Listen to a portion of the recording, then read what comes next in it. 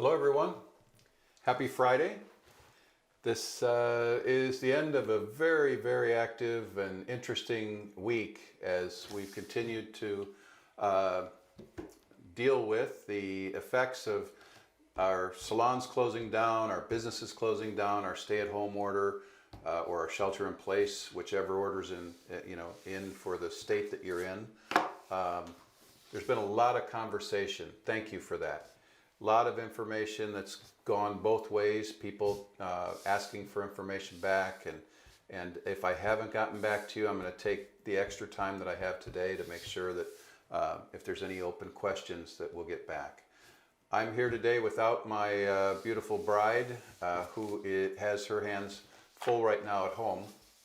So we're going to keep this one quick. I felt like we delivered a lot of information on Wednesday. And hopefully you've had a chance. If you didn't get a chance to listen to all of it, please go back and listen. Those are always kind of on our Facebook page, and they're also on our YouTube page as well after the fact.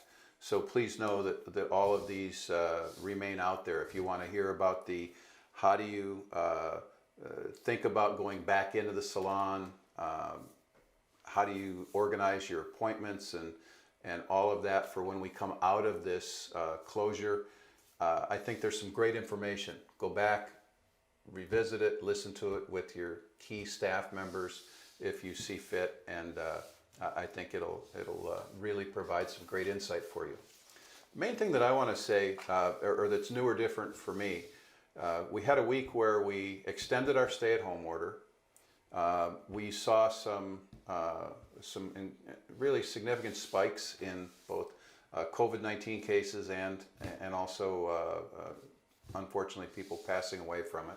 It's come as close to our industry as I've ever seen it. It's come as close to our family as I've ever seen it so far.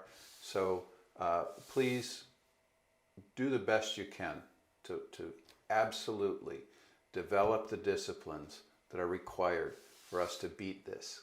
I spoke with a friend of mine in Italy, and they're about 7 weeks, 6-7 weeks ahead of us in this process, and they're having a terrible time. But he talked about the disciplines that he and his family have had to acquire, and to be honest with you, they're far more stringent than what we have started to do so far.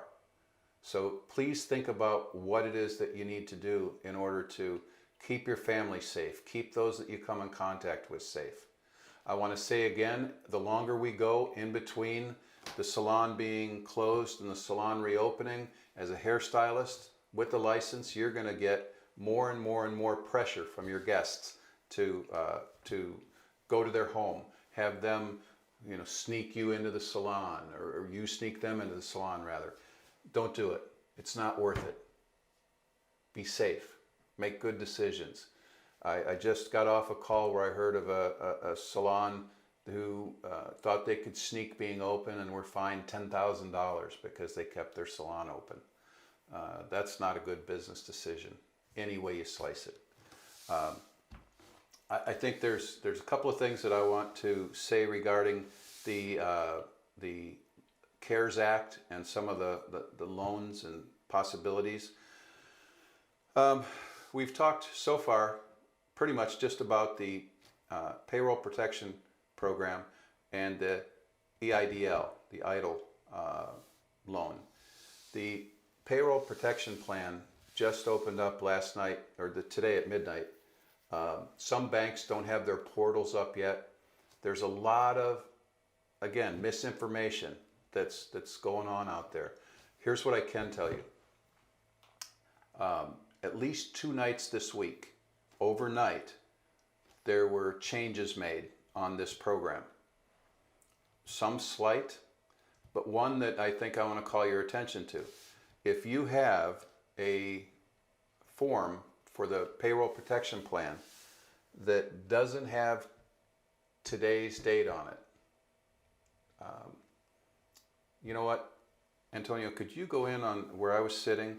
You'll see one that's filled out. If you could get that for me, I'd appreciate it. I want to give you the actual number on the bottom because overnight they changed the form. And we had it all ready to submit with the form that was in place that I think was dated 3/20. But the new form came out. It's what they want you to fill out. Even if you've already filled out the other one, they're going to bounce it back if you've already turned it in. And so, thank you.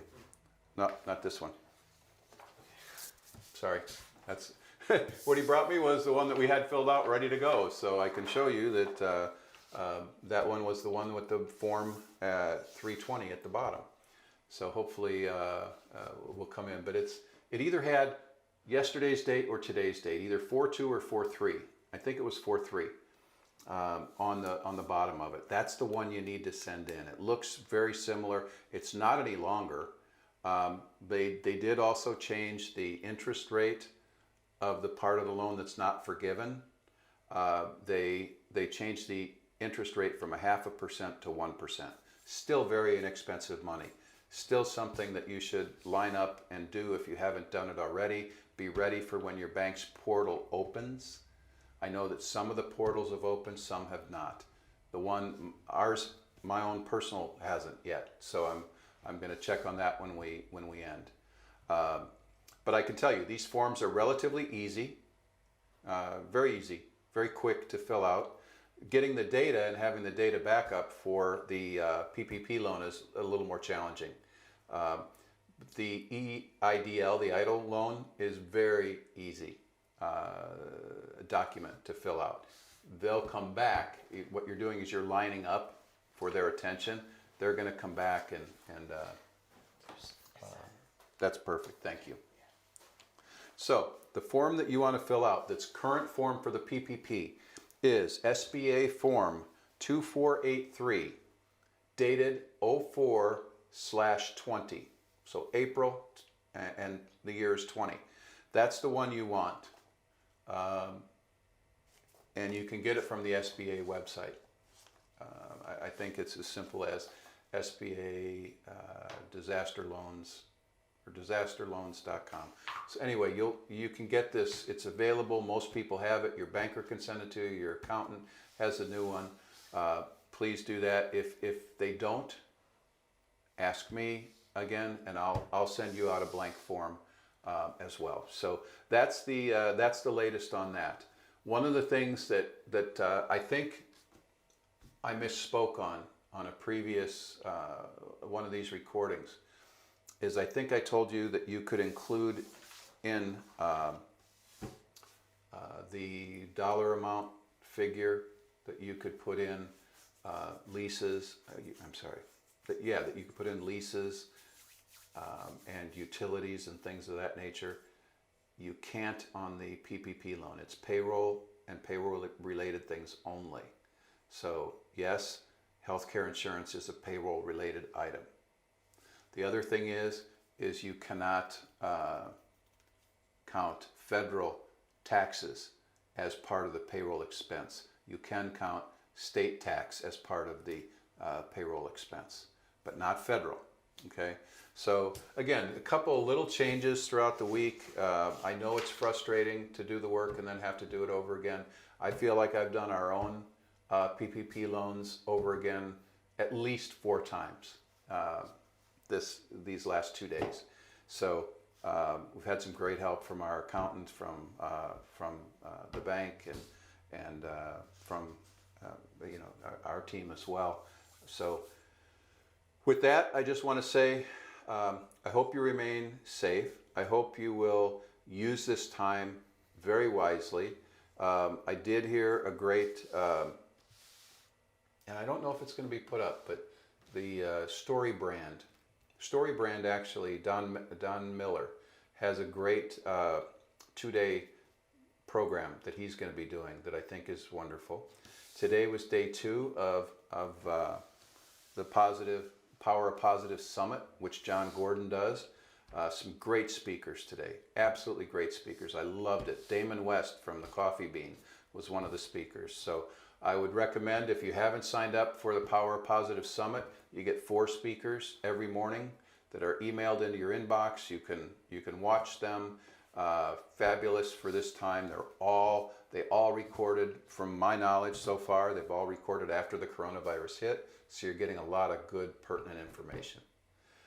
So that's it for us today. Thank you so much for tuning in. We'll be back Monday, Wednesday, Friday again next week. And we wish you well. We wish you health. Stay positive, right? And be healthy. This too shall pass, because we're alone together. And also replace fear with faith. And we know that comes from God. Thank you.